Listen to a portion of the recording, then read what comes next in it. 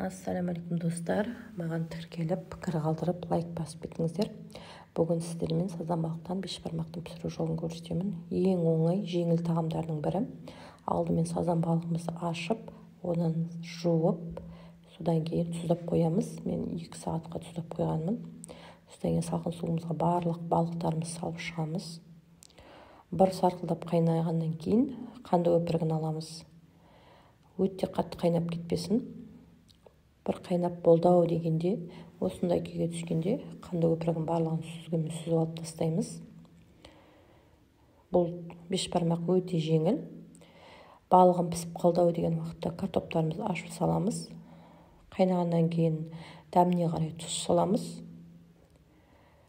Осы жерде мен балықтарым піскен екен, пісіп болғаннан кейін алып тастадым. Бұл жерде видеом түспей қалыпты, өкінішке орай. Одан кейін тұздығына 2 жуамды турап, қара бұршын салып, балықтың сорпасын құйып, осылай бір сарқылдатып қайнатып алдым. Кәдімгідей бешбармаққа асқандай тұздық жасадым. Менде дүкеннің арзу болды.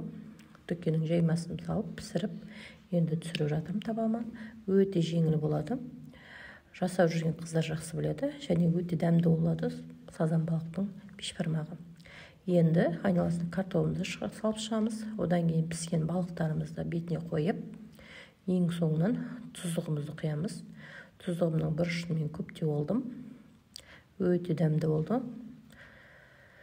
Жасап көріңіздер қыздар, және де жасап жатырсаңыздар, мені белгілеп кетіңіздер. Өте дәмді болады. Ас болсын достар. Барлығы сіздер үшін тағы да қандай видео түсіруімді кеңес бересіздер. Және осы видеоның астына пікір қалдырып, келесі жолы қандай тағамды пісіргенді қалайсыздар, соны жазып кетсеңіздер. Осы рецептін жасап көріңіздер, жасап жүрген қыздар біледі. Бұл тағам өте жеңіл және өте дәмді. Бешбармақтың бірі, яғни сазанбалықтан піскен бешбармақ. Ас болсын достар.